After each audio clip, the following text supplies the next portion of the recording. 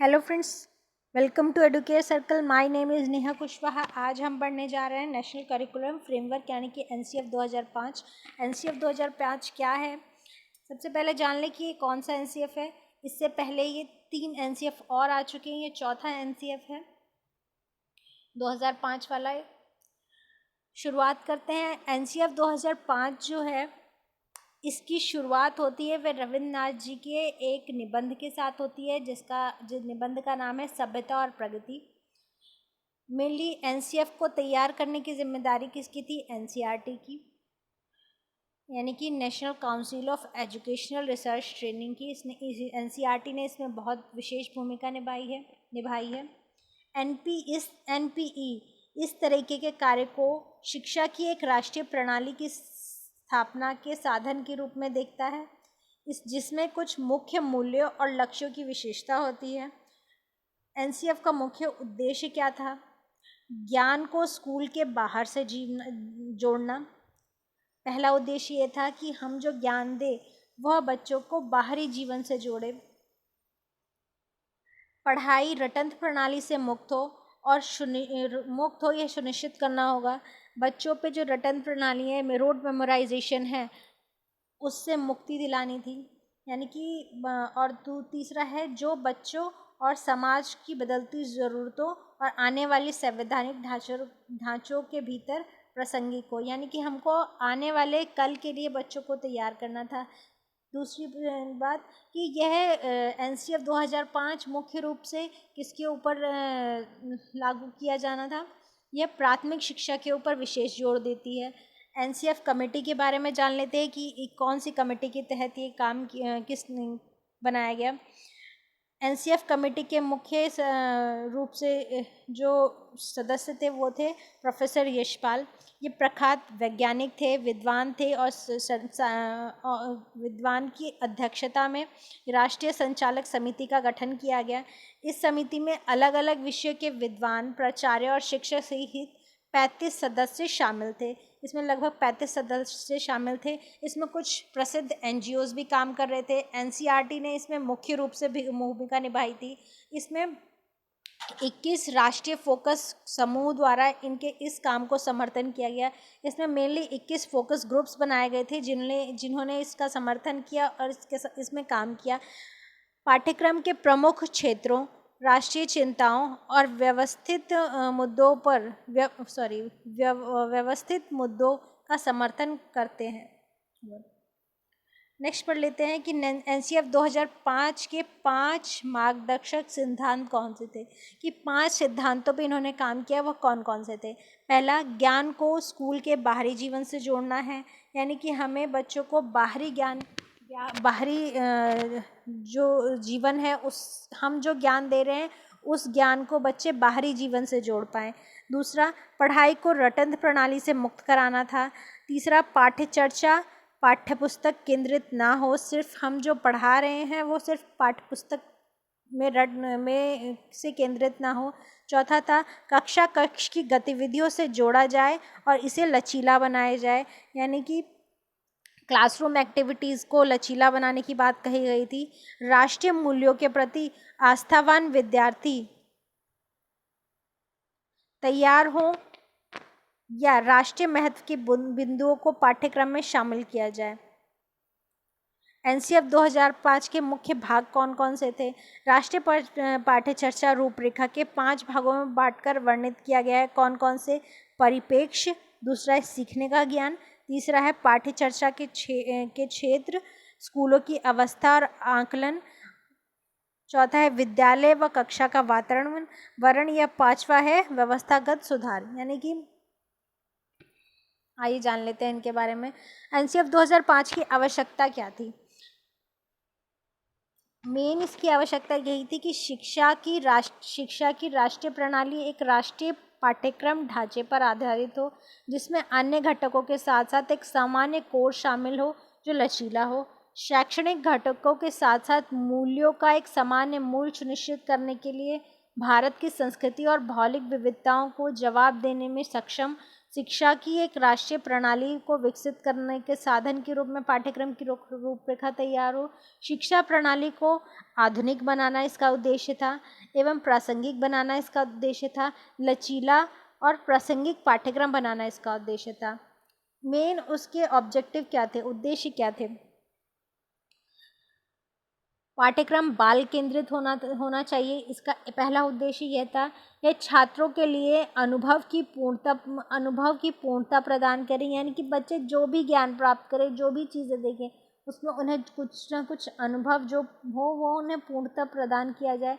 यह स्वीकार योग्य सिद्धांत और मूल्यों के ढांचों के भीतर लचीलेपन के लिए प्रावधान किया जाना चाहिए। पाठ्यक्रम के लोगों की जीवन की ज़रूरतों और आकांक्षाओं से संबंधित होना चाहिए, यानी कि लोगों को जो जीवन में ज़रूरत हो और उनके जो आकांक्षाएं हैं उनसे संबंधित पाठ्यक्रम होना चाहिए। एक तर्कसंगत दृष्टिकोण विकसित होना चाहिए। हमारा पाठ्यक्रम ऐसा हो जिससे बच्चों में तर्क करने की जो दृष्टिकोण है वह विकसित हो जाए। यह सामाजिक न्याय, लोकतांत्रिक मूल्य और राष्ट्रीय एकीकरण को बढ़ावा देने में सक्षम होना चाहिए। यह आत्म अनुभव और अभिव्यक्ति और शारीरिक विकास में मदद करने वाला होना चाहिए। हमारे पाठ्यक्रम ऐसे होने चाहिए, इससे अच्छी तरह से एकीकृत किया जाना चाहिए। इस पूरे कार्यक्रम में निरंतरता प्रदान की जानी चाहिए। अब किसके बारे में बात हो रही है? ये सब बात हो रही है पाठ्यक्रम के बारे में। अब पाठ्यक्रम क्या होता है? पाठ्यक्रम शब्द दो शब्दों से मिलकर बना है, पाठ्य प्लस क्रम, जिसमें पाठ्य का अर्थ होता है पढ़ने योग्य सामग्री, यानी कि एनसीएफ 2005 में पाठ्यक्रम एक विशेष भूमिका निभाता है। पाठ्यक्रम के ऊपर विशेष जोर दिया गया है कि पाठ्यक्रम कैसा होना चाहिए, हम किस तरीके का पाठ्यक्रम कक्षा में पढ़ाएं कि बच्चों का मानसिक विकास हो, तर्कसंगिक विकास हो, एक वैज्ञानिक दृष्टिकोण बने। तो जान लेते हैं कि पाठ्यक्रम दो शब्द से मिलकर बना है। पहला है पाठ्य, दूसरा है क्रम। पाठ्य का अर्थ है यानी कि पढ़ने योग्य सामग्री, क्रम का अर्थ है एक निश्चित व्यवस्था, अर्थात पढ़ने योग्य सामग्री की एक निश्चित व्यवस्था ही पाठ्यक्रम है। पाठ्यक्रम अंग्रेजी शब्द करिकुलम शब्द से बना है। करिकुलम शब्द लैटिन भाषा का करिर शब्द से बना है, जिसका अर्थ होता है दौड़ का मैदान, अर्थात पाठ्यक्रम एक ऐसा दौड़ का मैदान है जिस पर दौड़कर विद्यार्थी अपने निर्धारित लक्ष्यों को प्राप्त करता है।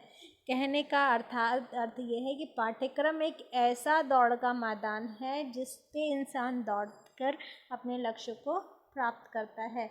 एनसीएफ 2005 में शिक्षण ये भी बताया गया है कि शिक्षक के प्रति कैसा दृष्टिकोण होना चाहिए।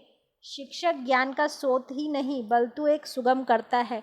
इसमें यह भी बताया गया कि शिक्षक क्या है, एक सुगम करता है, यानी कि फैसिलिटेटर है, जो सूचना को अर्थबोध में बदलने की प्रक्रिया में विविध उपायों द्वारा बच्चों हेतु सहायक हो। यानी कि बच्चों में किस तरीके से इंफॉर्मेशन को पहुंचाना है, किस तरीके से इंफॉर्मेशन को डेवलप करना है, यह काम किसका है? शिक्षक का है। यानी कि एनसीएफ 2005 कहता है कि शिक्षक एक सुगम करता है, एक फैसिलिटेटर है। एनसीएफ 2005 में बच्चे के प्रति क्या दृष्टिकोण बताया गया है कि बच्चे के प्रति कैसा दृष्टिकोण हो?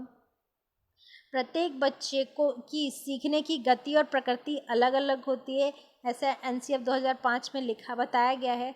सभी बच्चे सक्रिय रूप से पूर्व ज्ञान एवं उपलब्धि सामग्री गतिविधि के आधार पर अपने लिए अर्थ निर्णय करते हैं।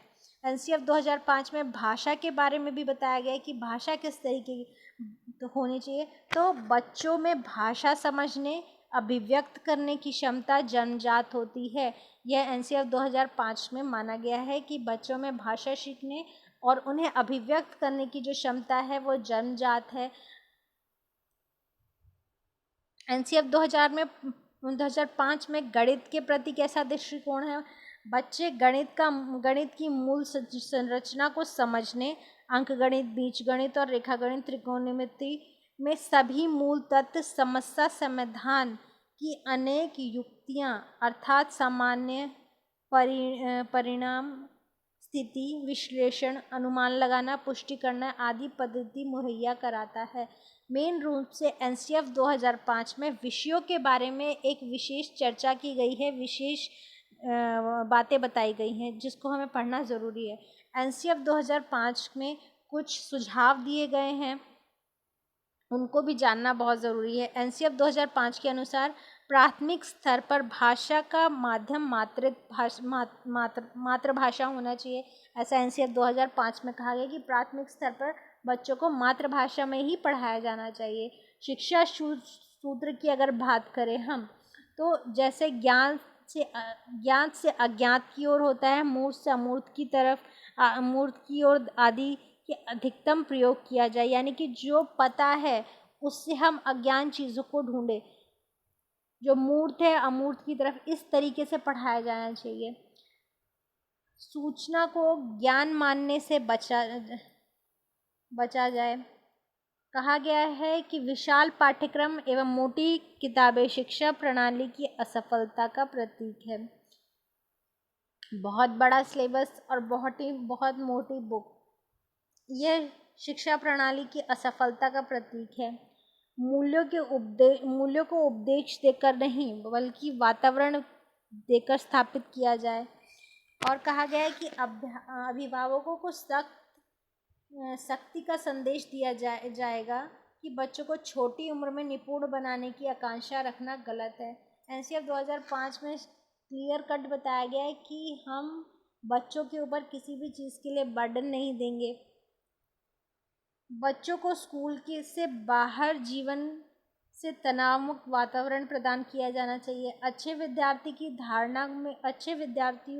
की धारणा में बदलाव, अर्थात अच्छा विद्यार्थी वही है जो तर्कपूर्ण बहस के द्वारा अपने मौलिक विचार शिक्षा के समान प्रस्तुत करता है।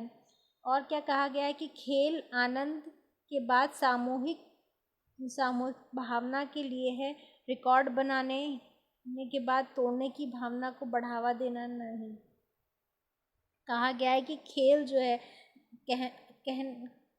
जो है एक सामूहिक भावना को बच्चों में सामूहिक भावना को डेवलप करेगा, ना कि बच्चों को ये कहा जाए कि आप रिकॉर्ड बनाइए या फिर कोई रिकॉर्ड तोड़ना है आपको। इस तरीके की भावना बच्चों में नहीं डेवलप होनी चाहिए कि आपको रिकॉर्ड बनाने के लिए खेलना है या कोई रिकॉर्ड तोड़ने के लिए, ये सब। और क्या कहा गया है, पुस्तकालय में बच्चों को स्वयं पुस्तक चुनने का अवसर दिया जाना चाहिए। सांस्कृतिक कार्यक्रमों में मनोरंजन के स्थान पर सौंदर्य बोध को बढ़ावा देना चाहिए। शिक्षकों को अकादमिक संसाधन व नवविचार आदि समय पर पहुंचाया जाए। शिक्षण अधिगम परिस्थितियों में मातृभाषा का प्रयोग किया जाए। सजा व पुरस्कार की भावना को सीमित रखा जाए। समुदाय को मानवीय संसाधनों के रूप में प्रयुक्त होने का अवसर दें। कल्पना और मौलिक लेखन के अधिकाधिक अवसर प्रदान करें। ये शैक्षणिक गतिविधियों में बच्चों के अभिभावकों को भी जोड़ा जाए। मानसिक स्तर पर योग्यता के अनुसार पाठ्यक्रम का निर्धारण हो।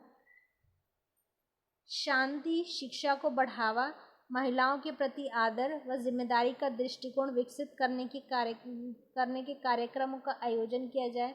बालकों के चहुमुखी विकास पर आधारित पाठ्यचर्चा हो और सभी विद्यार्थियों हेतु समावेशी वातावरण तैयार किया जाना चाहिए। कहने का मतलब है कि यहाँ पे बच्चों को सर्वांगीण विकास, ओवरऑल डेवलपमेंट की बात कही गई है। बच्चों में इंक्लूसिव एजुकेशन की बात कही गई है। आगे चलते हैं। एनसीएफ 2005 के कुछ अवगुण भी बताए गए हैं, वो कौन से हैं? सुझाए गए पाठ्यक्रम को लागू करने के लिए एक विशाल बुनियादी ढांचे की आवश्यकता होती है और यह ढांचा जो है अकादमिक, सामाजिक और राजनीतिक संदर्भ को नहीं बताता है, जिसमें यह सामुदायिक भागीदारी के खतरों और इस तरीके के वातावरण में शिक्षा की गुणवत्ता को सुनिश्चित करने के बारे में बात नहीं करता। यह सभी विषयों के लिए और सभी उम्र के बच्चों के लिए सार्वभौमिक शिक्षा शास्त्र के रूप में निर्माणवाद को पेश करने के लिए अवास्तविक है। Thank you for watching friends. अगर आपको वीडियो पसंद आए तो प्लीज़ लाइक कर दीजिएगा, शेयर कीजिएगा और प्लीज़ सब्सक्राइब ध्यान से कर लीजिएगा। Thank you so much.